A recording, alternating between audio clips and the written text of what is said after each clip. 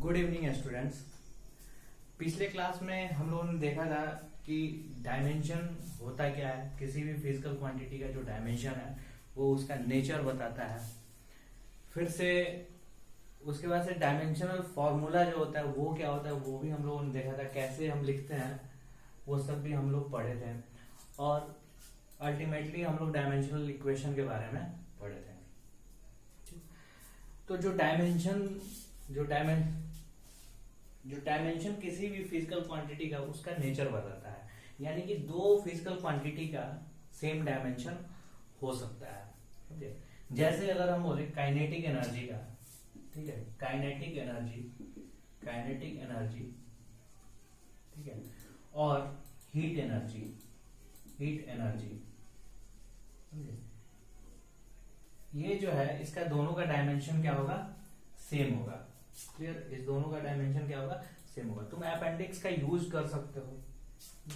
अगर तुम्हें kinetic energy के बारे में नहीं पता, हीट एनर्जी के बारे में नहीं पता, तो अपेंडिक्स का यूज कर सकते हो देखने के लिए कि दोनों का डायमेंशन क्या है। उसी तरीके से फोर्स में अगर हम देखेंगे फोर्स, ठीक है, फोर्स का डायमेंशन और, ठीक है, और यहाँ पे परपेंडिकुलर, जैसे फोर्स का डायमेंशन और एक और क्वांटिटी है जैसे ग्रेविटेशनल फोर्स की बात करते हैं, ग्रेविटेशनल फोर्स, ठीक है, और इलेक्ट्रिक फोर्स, इस दोनों का डायमेंशन क्या होगा? सेम होगा। तो जैसे जैसे हम आगे बढ़ेंगे ना फिजिक्स में, हम बढ़ते रहेंगे तो बहुत ऐसा क्वांटिटी आएगा जिसका क्या होगा? डायमेंशन सेम होता है। समझे? जैसे स्ट्रेस का हम देखेंगे, स्ट्रेस का और प्रेशर का, ठीक है, प्रेशर का जो डायमेंशन होता है वो क्या होता है? सेम होता है। तो बहुत ऐसे फिजिकल क्वांटिटी, लेकिन तुम उसका अभी नाम नहीं जानते हो, तो धीरे धीरे सब चीज सीख जाओगे। अब देखो, आज हम पढ़ेंगे application of dimensional analysis, application of dimensional analysis, application of dimensional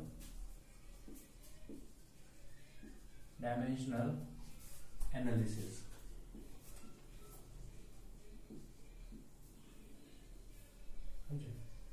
तो देखो, हम शॉर्ट फॉर्म बताते हैं और उसके बाद से हम फिर तुमको लिखवा भी देंगे यहाँ पे। देखो, कभी भी हम दो फिजिकल क्वांटिटी को ऐड और सब्ट्रैक्ट तभी कर सकते हैं जब दोनों का डायमेंशन क्या हो? सेम हो। समझे? जैसे मान लो कि मास को ऐड करना है अगर, ठीक है, जैसे मान लो कि मास को अगर ऐड करना है, ये एक बॉडी, एक मास है, ठीक है, ये मान लो मास m1 है और ये दूसरा मास है m2 है। समझे? तो ये जो है इसका जो मैग्नीट्यूड हम जो है, जैसे मान लो कि इसका 2 kg आया और इसका आया तुम्हारा 3 kg आया। समझे? तो ये फिजिकल क्वांटिटी है और इसका, ठीक है, मैग्नीट्यूड लिखा हुआ है यूनिट के साथ में। तो इसका मैग्नीट्यूड हम तभी ऐड कर सकते हैं जब दोनों का डायमेंशन क्या हो? सेम हो। क्लियर? अगर मान लो कि कोई ऑब्जेक्ट है, उसका मास दे रखा है, जैसे मान लो कि ये कोई ऑब्जेक्ट है, समझे, और इसका मास दे रखा है 10 ग्राम, समझे, और इसी ऑब्जेक्ट का जो है लेंथ दे रखा है, लेंथ हमारा है इसका 10 सेंटीमीटर। तो देखो, कभी भी हम इसका मैग्नीट्यूड, यानी कि ये जो है लेंथ क्या है? अलग फिजिकल क्वांटिटी है, और इसका क्या है? ये जो है जैसे कि मास जो है वो क्या है? वो अलग फिजिकल क्वांटिटी है। तो इस दोनों के मैग्नीट्यूड को हम कभी भी ऐड नहीं कर सकते हैं। क्लियर? तो ये भी एक एप्लीकेशन है डायमेंशनल एनालिसिस का। धीरे धीरे हम और आगे बढ़ेंगे। अब देखो यहाँ पे, जैसे कि तुम एक और एग्जांपल लो कि तुम लोग बहुत फेमस एक्सपेरिमेंट, जब कैलोरीमेट्री वाला जो एक्सपेरिमेंट होता है ना, जो तुम 7th या 8th 9th क्लास में जो होता है वो पढ़ते हैं, उसमें क्या होता है कि, ठीक है, एक पैडल चलाते हैं, ठीक है, पैडल चलाते हैं। पैडल चलाने का मतलब क्या होता है? जैसे साइकिल का पैडल होता है ना, उसी तरीके से पैडल होता है, और इसमें पानी रखते हैं, ठीक है, ये क्या है? वाटर है, और ये है हमारा कैलोरीमीटर। कैलोरीमीटर एक ऐसा डिवाइस होता है जो कि हीट मेजर करने के लिए होता है, हीट एनर्जी को मेजर करने के लिए होता है। ठीक है? अब देखो यहाँ पे हम क्या करते हैं ना कि ये जो है ये इंसुलेटेड, ठीक है, ये इंसुलेटेड सरफेस है, ठीक है, ये कैलोरीमीटर के चारों तरफ होता है, यानी कि हीट जो है ना बाहर और अंदर जा नहीं सकता है, ठीक है, ना हीट इससे बाहर जाएगा ना हीट इससे अंदर की तरफ जाएगा। तो देखो यहाँ पे क्या करते हैं कि ये जो है पैडल को हम जब चलाते हैं ना, ठीक है, तो इसका टेम्परेचर राइज होता है, पानी का जो टेम्परेचर होता है वो राइज होता है, यानी कि हम काइनेटिक एनर्जी को क्या करते हैं, हीट एनर्जी में बदलते हैं। समझे, पैडल चलाने से ये क्या होगा, इसमें जो वाटर मॉलिक्यूल्स और इसके बीच में क्या होगा, फ्रिक्शन होगा, घर्षण होगा, और इसकी वजह से क्या होता है, हीट एनर्जी में वो फ्रिक्शन ट्रांसफर हो जाता है। समझे, तो हम अल्टीमेटली मैकेनिकल एनर्जी को क्या किए, हीट एनर्जी में ट्रांसफर किए। अब देखो, अब यहाँ पे हम जो है एक्सपेरिमेंट को थोड़ा सा चेंज कर देते हैं। हम क्या करते हैं कि हम इसको ना थोड़ा सा ये इंसुलेटेड सरफेस जो है उसको हटा के हम क्या करते हैं, इसको हम हीट कर देते हैं, ठीक है, इसको हम क्या करते हैं, फ्लेम से हीट कर देते हैं, ठीक है, फ्लेम से हीट करते हैं तो ये क्या होगा, पानी का टेम्परेचर जो है वो राइज करेगा, और पानी का टेम्परेचर अगर राइज कर रहा है तो इसका मतलब क्या हो रहा है कि उसके अंदर में हीट एनर्जी आ रहा है। थर्मोडायनेमिक्स हम जब पढ़ेंगे ना तो उस वक्त सारा चीज ये बताया जाएगा, उस वक्त भी हम ये चीज एक्सप्लेन करेंगे, ठीक। तो क्या होगा, हम हीट दे रहे हैं तो पानी का जो है टेम्परेचर बढ़ रहा है, क्लियर। अब क्या कर रहे हैं ना, इसको हम बंद करके हम मैकेनिकल एनर्जी सप्लाई कर रहे हैं, ठीक है, ऐसे पैडल चला रहे हैं तो पानी के अंदर क्या हो रहा है, हलचल हो रहा है, और हलचल हो रहा है तो भी क्या हो रहा है, हमारा टेम्परेचर बढ़ रहा है, क्लियर। तो देखो यहाँ पे हम क्या किए, हीट एनर्जी सप्लाई की, और यहाँ पे क्या किए, यहाँ पे हम मैकेनिकल एनर्जी सप्लाई किए। तो मान लो कि मैकेनिकल एनर्जी हम सप्लाई किए कुछ जूल में होता है, जैसे मान लो 10 जूल हम मैकेनिकल एनर्जी सप्लाई किए, और हीट जो है वो हम सप्लाई किए 5 जूल सप्लाई किए। तो देखो ये दोनों का जो है, अगर तुम देखोगे ना मैकेनिकल एनर्जी और इसका, तो दोनों का क्या होगा, डायमेंशन क्या होगा, सेम होगा। तो इसके मैग्नीट्यूड को हम क्या कर सकते हैं, जोड़ सकते हैं, ऐड कर सकते हैं, समझे। अब देखो एक और एग्जांपल हम देते हैं, कोई बॉडी है, देख ये एक बॉडी है, ये सरफेस से किसी हाइट पे है, तो इसका कुछ ना कुछ पोटेंशियल एनर्जी होगा ना, समझे, इसका कुछ ना कुछ पोटेंशियल एनर्जी होगा। अब देखो ये इसी हाइट पे हम इसको अगर कोई वेलोसिटी दे दें, समझे, उसी हाइट पे कोई वेलोसिटी दे दें तो अल्टीमेटली इसमें क्या होगा, काइनेटिक एनर्जी भी आएगा, ठीक है, काइनेटिक एनर्जी भी आ जाएगा। अगर v वेलोसिटी से इस डायरेक्शन में घूम रहा है, सेम हाइट पे क्या हो रहा है, वो ऊपर की तरफ भाग रहा है, तो हम टोटल एनर्जी अगर इसका कैलकुलेट करेंगे ना तो टोटल एनर्जी होता है हमारा kinetic energy plus potential energy, ये हमारा होता है टोटल एनर्जी। तो देखो यहाँ भी क्या है, काइनेटिक एनर्जी और पोटेंशियल एनर्जी का जो है डायमेंशन क्या है, दोनों का सेम है, तुम अपेंडिक्स दे सकते हो, और हम यहाँ पे इस दोनों का मैग्नीट्यूड क्या कर सकते हैं, आसानी से ऐड कर सकते हैं, क्लियर। तो ये होता है डायमेंशनल एनालिसिस का, ये भी एक क्या है, एप्लीकेशन है, कि इससे हमें पता क्या चलेगा, पहले ही हमको ध्यान रखना है कि हम उस फिजिकल क्वांटिटी का मैग्नीट्यूड हम ऐड कर सकते हैं, ठीक है, जिसका डायमेंशन क्या होगा, सेम होगा, समझे कि नहीं, जिसका डायमेंशन क्या होगा, सेम होगा। तो ये सिर्फ बात होगी एडिशन और सब्ट्रैक्शन की, समझे। मल्टीप्लिकेशन की अगर हम बात करेंगे तो कोई सा भी फिजिकल क्वांटिटी है ना, ठीक है, उसके यूनिट्स को मल्टीप्लिकेशन और डिवीजन में सेम जो तरीका अलजेब्रा में सेम जो तरीका हम यूज करते हैं ना, किसमें, नॉर्मल मैथमेटिक्स में, समझे, वही हम यूज करेंगे, ठीक है, नॉर्मल जो कैलकुलेशन में जो यूज करते हैं हम वही यूज करेंगे, ठीक है। तो एडिशन एंड सब्ट्रैक्शन,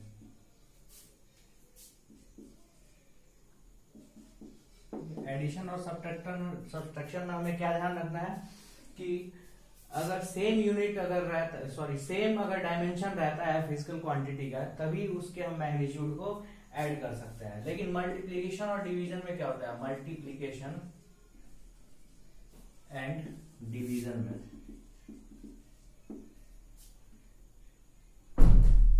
ठीक है, मल्टीप्लिकेशन एंड डिवीजन में।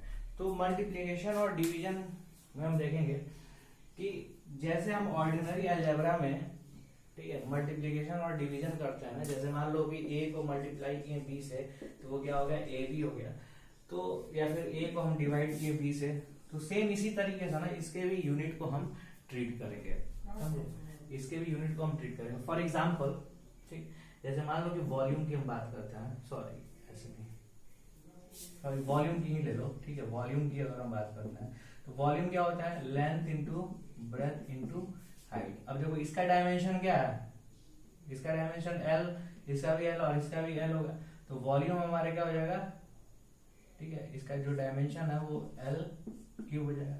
यूनिट की बात करें तो वॉल्यूम, जो वॉल्यूम क्या होगा, यूनिट ऑफ वॉल्यूम, समझे, तो यूनिट ऑफ वॉल्यूम जो होगा वो क्या होगा, मीटर क्यूब, समझे, ऐसा यूनिट में हम लिख रहे हैं।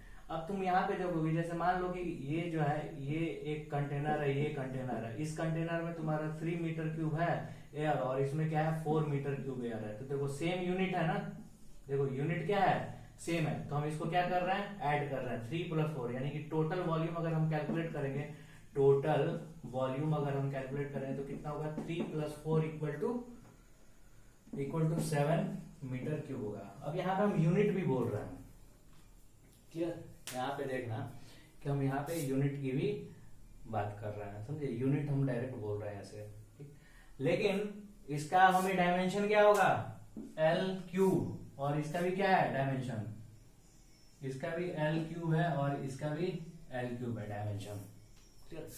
तो देखो यहाँ पे यूनिट भी सेम है, ठीक है, और डायमेंशन भी सेम है, तो डायमेंशन सेम है तो हम पहले ही बता दें क्या करना है कि हमें मैग्नीट्यूड को ऐड कर सकते हैं। लेकिन कहीं कहीं क्या होता है ना, यूनिट सेम नहीं रहता है लेकिन डायमेंशन सेम होता है, तो हम उसको भी ऐड कर सकते हैं।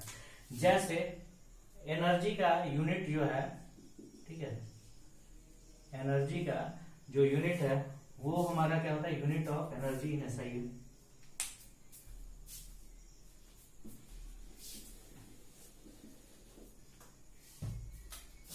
Unit of energy in SI, ठीक है। अब इसको हम किसके टर्म्स में लिखेंगे, तो इसको हम किसके टर्म्स में लिख रहे हैं, तो देखो यहाँ पे बेस यूनिट के टर्म में लिख रहे हैं, बेस यूनिट के टर्म में हम लिख रहे हैं, तो वो होता है केजी, ठीक है, मीटर पर सेकंड स्क्वायर इंटू मीटर, यानी कि केजी मीटर स्क्वायर पर सेकंड स्क्वायर, समझे, पर सेकंड स्क्वायर, ये हमारा यूनिट होता है। और यूनिट जो होता है एसआई यूनिट की हम बात कर रहे हैं, ठीक है, अगर हम एसआई यूनिट में ही देखेंगे तो जूल भी होता है, ठीक है, जूल भी होता है, जिसको हम जे से डिनोट करते हैं, एनर्जी का यूनिट है। तो यहाँ पे देखो यूनिट क्या है, अलग अलग दे रखा है, ठीक है, यूनिट क्या है, अलग अलग तरीके से है। तो जैसे मान लो कि तुम्हारा 1 kg पर मीटर स्क्वायर पर सेकेंड स्क्वायर जो है दे रखा है, और यहाँ पे 2 जूल दे रखा है, ठीक है। तो देखो यूनिट क्या है, दोनों का क्या है, अलग अलग है, समझे, लेकिन दोनों का डायमेंशन क्या होगा, सेम होगा। डायमेंशन क्या होगा इसमें, तो इसका होगा mL2T-2, इसका भी क्या होगा mL2T-2, समझे। तो देखो इसको हम क्या कर सकते हैं, इसके जो मैग्नीट्यूड को हम ऐड कर सकते हैं, यानी कि टोटल एनर्जी की अगर हम बात करेंगे तो क्या होगा, 3 जूल होगा, या फिर 3 kg metre square second square भी तुम लिख सकते हो, समझे। अब देखो घबराने की जरूरत नहीं है कि ये कैसे कहाँ से आया कैसे नहीं आया, ये धीरे धीरे तुम सीख जाओगे, क्लियर है क्या आपने।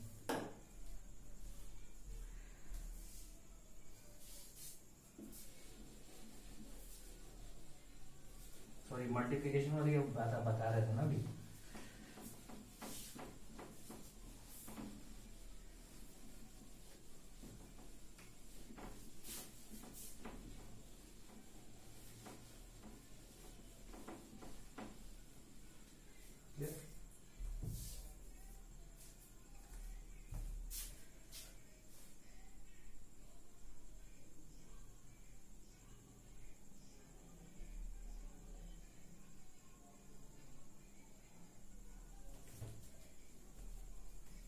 देखो कोई भी अगर मैथमेटिकल सॉरी मल्टीप्लिकेशन डिवीजन का देख लो, multiplication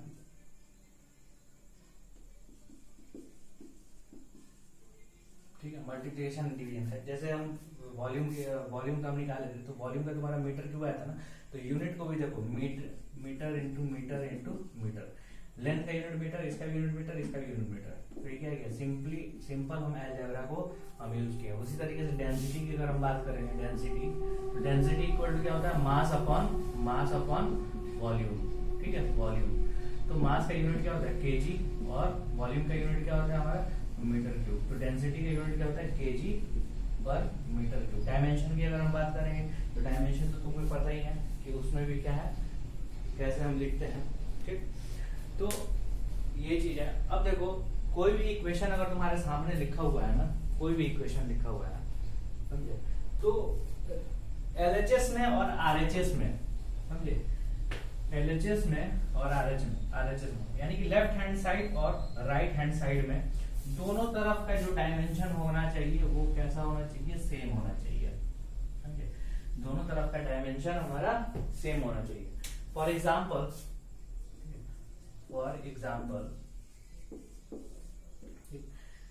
v equal to u plus 80, ये हम देख रहे हैं। ये इक्वेशन से तुम बहुत अच्छे तरीके से फैमिलियर हो। v हमारा क्या है, फाइनल वेलोसिटी, u क्या हमारा initial velocity, and a is acceleration and t is the time. तो इसमें इसका डायमेंशन और इसका डायमेंशन क्या होना चाहिए, दोनों तरफ का डायमेंशन क्या होना चाहिए, सेम होना चाहिए। तो यहाँ पे हम देखेंगे कि v का जो डायमेंशन है वो क्या है, ठीक है, m0, ठीक है, l t-1, क्लियर। ये फिर क्या है, इसका u का देखो, ये भी क्या है, वेलोसिटी है ना, तो इसका भी क्या होगा, m0 l t-1, समझे।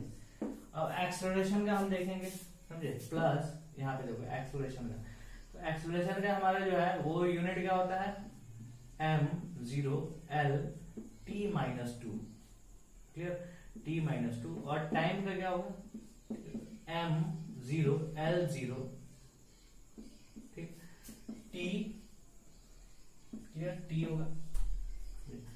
अब देखो ये जो है, इसका डायमेंशन और इसका डायमेंशन सेम है, कैसे, तो देखो m0 l t-1, समझे।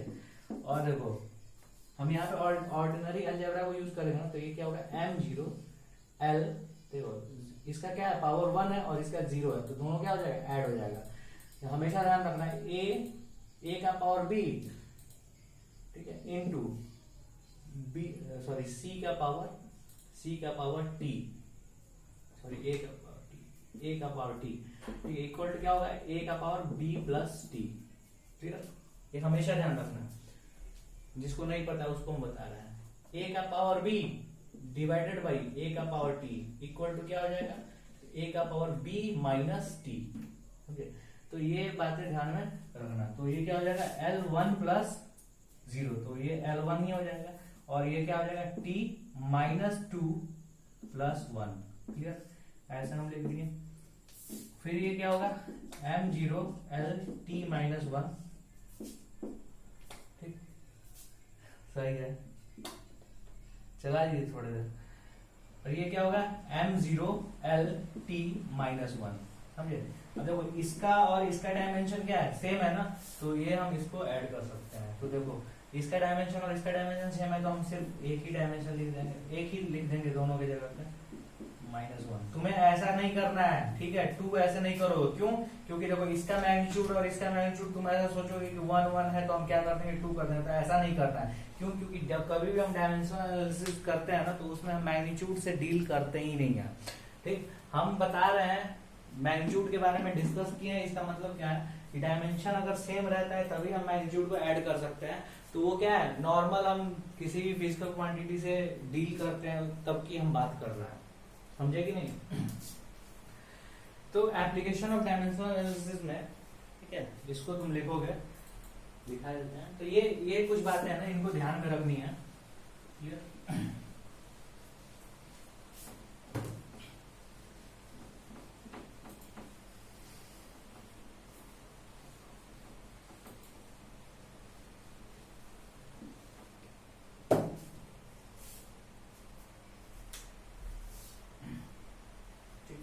इसको तुम लोग लिख लोगे कि क्या है, ठीक है।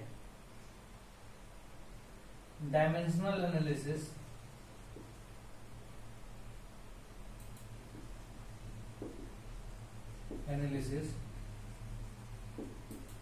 डायमेंशनल एनालिसिस, ये इंक क्यों नहीं चल रहा,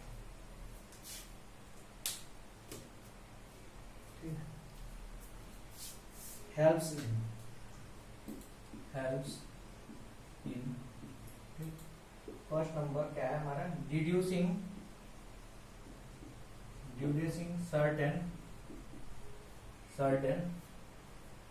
certain relations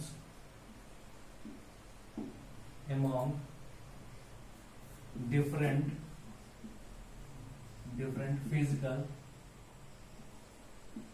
physical quantity, ठीक है। ये हमारा फर्स्ट है। अब देखो ये तुम जो मैंने जो भी नोट्स प्रोवाइड किया है ना तुम्हें, ठीक है, उसमें सारा लिखा हुआ है, ठीक है। तो इसका मतलब क्या हुआ, deducing certain relation among different physical quantity, ये बहुत ही इंपॉर्टेंट है और ये पेपर में आता भी है, बोर्ड के पेपर में भी आता है। और ये जो है ना, इसका हम एप्लीकेशन हम चैप्टर नंबर 15 में भी हम पढ़ेंगे, ठीक। तो उस वक्त भी हम देखेंगे और यहाँ पे भी हमको इसके बारे में अच्छे से जानकारी चाहिए कि कैसे हम कोई सा भी रिलेशन हम कैसे निकालेंगे डिफरेंट फिजिकल क्वांटिटी। तो मैंने पिछले क्लास में भी मैंने बताया था कि अगर मान लो कि फोर्स जो है, ग्रेविटेशनल जो फोर्स है, वो किस किस चीज पे डिपेंड कर रहा है, तो मास, दो ऑब्जेक्ट का जो मास है उस पर डिपेंड कर रहा है और उसके बीच का जो डिस्टेंस है उसके ऊपर डिपेंड कर रहा है। तो हम आसानी से रिलेशन निकाल सकते हैं, कोई बिना एक्सपेरिमेंट नहीं करना है हमें, ठीक है, कोई भी एक्सपेरिमेंट हमें नहीं करना है, बस हमें पता होना चाहिए कि ये जो चीज है ना इस चीज पे डिपेंड होता है, तो हम आसानी से रिलेशन निकाल सकते हैं, ठीक है। अब देखो उस रिलेशन जो भी हम निकाल रहे हैं उसमें थोड़ा सा भी मतलब एग्जैक्ट हम उस रिलेशन पे पहुंच जाएंगे कि डिपेंडेंसी कैसा है, लेकिन एग्जैक्ट हम इक्वेशन नहीं निकाल पाते हैं। तो यहाँ पे हम तुमको समझाएंगे कि ऐसा होता है और एग्जाम्पल जो है ना उसको भी हम तुम्हें देंगे, ठीक। दूसरा जो है, ठीक है, दूसरा तुम देखोगे, दूसरा क्या है, चेकिंग,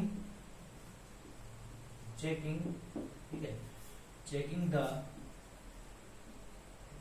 डेरिवेशन, एग्जैक्टली ये किताब का लाइन है, ठीक है, checking the derivation accuracy and dimensional consistent, ठीक है, डायमेंशनल कंसिस्टेंसी, ये भी अभी हम बता रहे थे तुमको। थर्ड क्या है, चेकिंग दी होमोजेनिटी, ठीक है, checking the homogeneity of various mathematical expression, checking the homogeneity of mathematical expression. अब देखो ये जो दूसरा है, checking the derivation accuracy and dimensional consistency, ठीक है। देखो कोई भी इक्वेशन जो है ना हम डिराइव करते हैं या फिर कोई भी इक्वेशन हमारे सामने दे रखा हुआ है, तो क्या वो इक्वेशन सही है, ठीक है, या फिर सही नहीं है,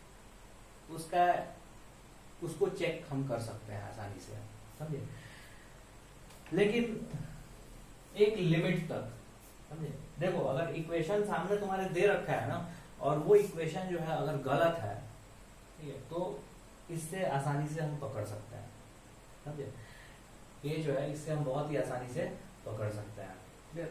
तो जो भी हम डेराइव किए, जैसे मान लो कि कोई इक्वेशन हम डेराइव किए, ठीक है, जैसे मान लो कि सरफेस एरिया हम डेराइव किए, ठीक है, सरफेस एरिया ऑफ स्फीयर हम डेराइव किए, ठीक है, जो सरफेस एरिया ऑफ स्फीयर होता है ना, ठीक है, 4/3 πr3 ये होता है ना, सॉरी वॉल्यूम जो होता है, ठीक है, वॉल्यूम हम जो है स्फीयर का हम डेराइव किए, ये तुम्हें पता है पहले से कि ऐसा वॉल्यूम होता है, लेकिन ये आखिर वॉल्यूम जो है वो आया कहाँ से, तो ये 12th के मैथमेटिक्स में इसका डेरिवेशन है और बहुत ही आसान डेरिवेशन है। सरफेस एरिया का भी डेरिवेशन है, ठीक है, तो वो जो है तुम बचपन से पढ़ते आ रहे हो, लेकिन ये जो है पहली बार तो निकाला गया होगा ना कि आखिर डेरिवेशन जो है पहली बार तो निकाला गया ना कि आखिर क्या है। अब सिर्फ ये देखो, ये तो बहुत आसान है ना, बहुत ऐसे इक्वेशन आते हैं ना, जैसे मान लो कि श्रोडिंगर वेव इक्वेशन हुआ, समझे। तो हम जो कैलकुलेट किए, जो इक्वेशन हम निकाल के लाए, क्या वो सही है या फिर गलत है, उसको चेक करने के लिए हम डायमेंशनल एनालिसिस का यूज करते हैं। कुछ नहीं करते हैं इसमें, हम करते क्या है कि LHS का जो डायमेंशन है और RHS का डायमेंशन है, सबसे पहले वही चेक करते हैं कि LHS का डायमेंशन और RHS का जो डायमेंशन है, अगर वो सेम रहा तब ठीक है, समझे, तब इक्वेशन जो है हमारा सही हो सकता है। लेकिन अगर सही नहीं रहा, समझे, LHS का डायमेंशन अलग आया, RHS का डायमेंशन जो है वो अलग आया, तो इसका मतलब पक्का इक्वेशन गलत है, समझे। तो इसी को हम कहते हैं डायमेंशनल कंसिस्टेंसी। अगर इक्वेशन दोनों LHS का और RHS का दोनों का अगर इक्वेशन LHS का और RHS का दोनों तरफ का अगर डायमेंशन अगर हमारा सही रहता है तो हम कहते हैं कि हमारा जो इक्वेशन है वो क्या है, डायमेंशनल कंसिस्टेंट है, यानी कि उस इक्वेशन में डायमेंशनल कंसिस्टेंसी है, यानी कि RHS और LHS में दोनों तरफ डायमेंशन हमारा सेम है। ठीक, अब ये थर्ड जो है, checking the homogeneity of various mathematical expression, समझे। थर्ड, अब सबसे पहले हमें जानना पड़ेगा कि ये हमारा जो होमोजेनिटी, ठीक है, प्रिंसिपल ऑफ होमोजेनिटी क्या होता है। तो प्रिंसिपल ऑफ होमोजेनिटी तुम पहले भी पढ़ चुके हो, ठीक है, बस उसका नाम नहीं पता था, ठीक है। अभी जस्ट कुछ देर पहले बताएं कि हम उसी इक्वेशन के मैग्नीट्यूड को, सॉरी, हम उसी फिजिकल क्वांटिटी के मैग्नीट्यूड को ऐड कर सकते हैं ना, जिसका डायमेंशन सेम हो। यही होता है हमारा प्रिंसिपल ऑफ होमोजेनिटी, समझे, यही हमारा होता है प्रिंसिपल ऑफ होमोजेनिटी। और चौथा एक क्या होता है, चौथा होता है हमारा चेंजिंग, ठीक है, ये तुम्हारे नोट्स में नहीं मिलेगा, चेंजिंग द यूनिट्स, ठीक है, changing the units of physical quantity, ठीक।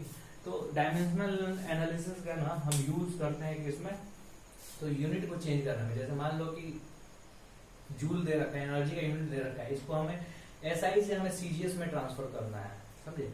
तो किस तरीके से ट्रांसफर होगा ये चीज हमें देखना है।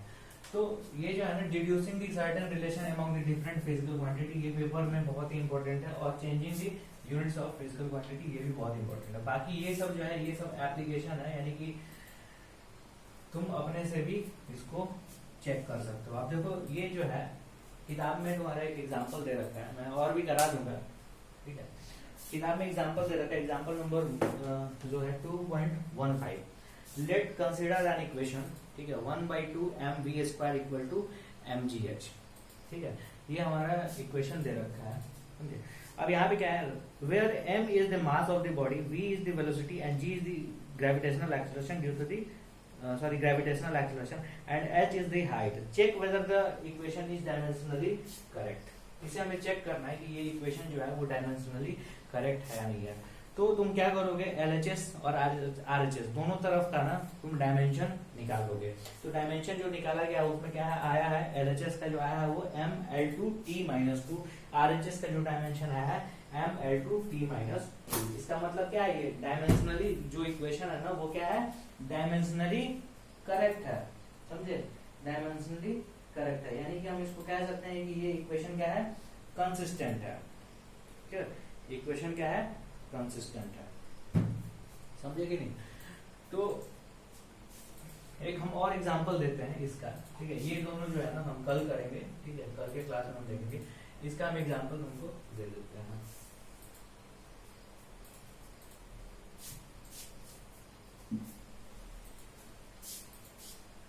प्रिंसिपल ऑफ होमोजेनिटी का भी है,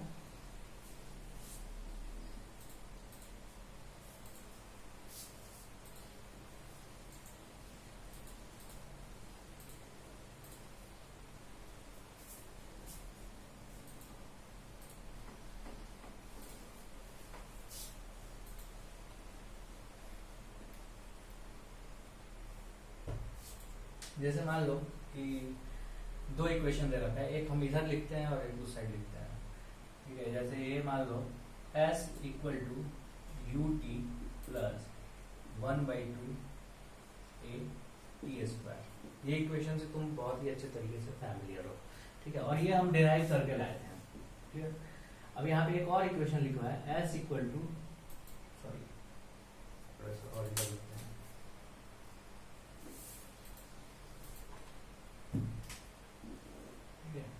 S equal to U T plus a T square, समझे। और एक और इक्वेशन लिखते हैं s equal to u plus t square, समझे। मान लो 3 स्टूडेंट है और 3 स्टूडेंट जो है उनका जो है अलग अलग डेरिवेशन है, वो डेराइव करते हैं ग्राफिकल मेथड से, हम इस बार ही पढ़ेंगे, और भी मेथड है कैलकुलस के मेथड से भी हम डेराइव करेंगे जस्ट आगे वाले चैप्टर में, ठीक है। तो यहाँ पे हम देखेंगे कि ये इक्वेशन करेक्ट है, ये इक्वेशन करेक्ट है या फिर ये इक्वेशन करेक्ट है, हम यहाँ पे देखेंगे। अब तीनों को ध्यान से देखना, तो हमें क्या करना पड़ेगा, सबसे पहले करेक्ट है या नहीं है वो तो बाद में पता चलेगा। सबसे पहले हम सबका डायमेंशन चेक करते हैं LHS और RHS का। तो इसका डायमेंशन क्या होगा M0 L, ठीक है, T0। इसका क्या होगा M, देखो इसका क्या होगा वेलोसिटी, ये जो है U क्या है, वेलोसिटी है ना, हम डायरेक्ट लिखते हैं, ये 0 0 वाला हटाते हैं क्योंकि m का पावर 0 का क्या होगा 1 हो जाएगा। तो यहाँ पे हम लिखेंगे LT-1, समझे, और T, क्लियर। देखो हम यहाँ पे मैग्नीट्यूड को हम छोड़ देंगे, फिर क्या लिखेंगे LT-2, ठीक है, यहाँ पे T का पावर 2, यहाँ पे क्या आ जाएगा L आ जाएगा, ठीक है, ये जो है 1 1 हो गया। देखो ये L का पावर T -1 और इसका पावर 1 +1, समझे, ये हम लिखें। इसको हम लिखेंगे क्या, देखो L का पावर T -2, देखो, और +2, इसका वाला +2, समझे। फिर हम क्या लिखेंगे, देखो L, ये क्या होगा L आ जाएगा, समझे, ये क्या होगा L आ जाएगा, और ये भी क्या होगा L आ जाएगा, क्लियर। तो देखो LHS और RHS का क्या हो जाएगा, सेम हो जाएगा ना, ठीक। LHS इक्वल टू RHS, इसका मतलब जो है ये जो है equation is consistent, equation is consistent, ठीक है, इक्वेशन इज कंसिस्टेंट। सेम यहाँ पे निकालोगे तो देखो इसका है क्या होगा, इसका L होगा, ठीक है, L, ये हमारा क्या होता है डिस्प्लेसमेंट होता है, इसका क्या होगा L, ठीक है, देखो यहाँ पे हम निकालेंगे तो इसका भी क्या हो जाएगा L हो जाएगा, और इसका भी क्या हो जाएगा L हो जाएगा, निकाल लेना तुम, ठीक है, जैसे इस तरीके से निकालें, यानी कि इसमें भी क्या होगा, ठीक है, LHS इक्वल टू RHS होगा, समझे। अब यहाँ पे देखो, यहाँ पे हमें इसका हम निकालेंगे तो क्या होगा L होगा, क्लियर। इसका क्या होगा LT-1, और इसका क्या होगा, तो AT² का हम यहाँ पे निकाला है, ये क्या होगा L होगा। अब देखो यहाँ पे प्रिंसिपल ऑफ होमोजेनिटी यूज होगा, समझे। हम देखो इसको और इसको कभी ऐड ही नहीं कर सकते हैं, इसको और इसको हम कभी भी ऐड नहीं कर सकते हैं, समझे। और जब हम ऐड नहीं कर सकते हैं तो ये इसके बराबर कैसे हो सकता है, ये लेंथ है और ये क्या है वेलोसिटी है, समझे। तो हम इसको कभी भी ऐड नहीं कर सकते इसके मैग्नीट्यूड को, यानी कि ये क्या हो गया LHS is not equal to RHS, यानी कि इक्वेशन जो है ये गलत हो गई। Equation is not consistent with dimensional analysis. यहाँ पे क्या है, इक्वेशन इज कंसिस्टेंट, समझे। तो देखो ये दोनों इक्वेशन जो है ना, ये इक्वेशन और ये इक्वेशन कंसिस्टेंट हो गया, लेकिन इसमें फर्क क्या है कि ये इक्वेशन हमारा गलत है, लेकिन ये जो इक्वेशन है हमारा सही है। अब देखो यहाँ पे वही देख रहे हैं कि यहाँ पे क्या हुआ, equation is not consistent with dimensional analysis, यानी कि ये इक्वेशन गलत है, समझे। देखो यहाँ पे देखो ये हमारा क्या है कंसिस्टेंट है, ये भी क्या है कंसिस्टेंट है, और ये भी क्या है, ये क्या है नॉट कंसिस्टेंट है। तो जब हमारा नॉट कंसिस्टेंट है ना तब पक्का है कि वो गलत होगा, लेकिन अगर कंसिस्टेंट है ना तो कोई जरूरी नहीं है कि वो सही हो जाए। इस केस में देखो क्या है, यहाँ पे हमें पता चल रहा है ना कि ये जो कंसिस्टेंट है, लेकिन इक्वेशन क्या है गलत है, क्यों, क्योंकि 1/2 यहाँ पे छूटा हुआ है। लेकिन यहाँ पे देखो क्या है कंसिस्टेंट है, लेकिन इक्वेशन सही है। एक और हम एग्जांपल देते हैं तुम्हें, जैसे मान लो कि यहाँ पे S equal to V equal to, जैसे वेलोसिटी इक्वल टू हम दे दिए यहाँ पे डिस्प्लेसमेंट, ठीक है, डिस्प्लेसमेंट का स्क्वायर, ठीक है, अपॉन टाइम। क्या ये इक्वेशन सही है? इसमें देखेंगे LHS is not equal to RHS आ जाएगा, डायमेंशन अगर हम चेक करें तो इसका मतलब क्या है, ये इक्वेशन गलत है, समझे। तो ये सारा जो केस था ना वो तुम देख लिए, बाकी का जो है वो अगले क्लास में तुम्हें बताया जाएगा, ठीक है। वो एग्जांपल नंबर जो है 2.16 भी तुम ट्राई करना, ठीक है, 2.16 भी ट्राई करना, दे रखा है। तो SI unit of energy is J equal to kg metre square second, ठीक है, -2 that of speed v is meter per second and the acceleration a is meter per second square. Which of the formula of kinetic energy k given below can you rule out on the basis? यानी कि नीचे ये जो है ना, ये जो दे रखा है A B C D और E दे रखा है ना, इसको डायमेंशनल एनालिसिस को यूज करके बताना है कि कौन कौन सा जो है काइनेटिक एनर्जी का जो फॉर्मूला है वो सही है। तो इसमें तुम देखोगे A और D में तुम देखोगे ना कि RHS और LHS में दोनों का जो डायमेंशन है ना वो क्या हो रहा है, सेम हो रहा है, लेकिन B C और E में क्या होगा, ये सेम नहीं हो रहा है। तो B C और तो पक्का गलत है, लेकिन इसमें A और D में अगर हम देखेंगे तो दोनों का क्या है, डायमेंशनल कंसिस्टेंट है, दोनों इक्वेशन जो है वो डायमेंशनल कंसिस्टेंट है, ठीक। इसको तुम निकाल के देखना, डायमेंशनल कंसिस्टेंट आएगा। लेकिन A की हम बात कर रहे हैं, B की बात कर रहे हैं, समझे कि नहीं।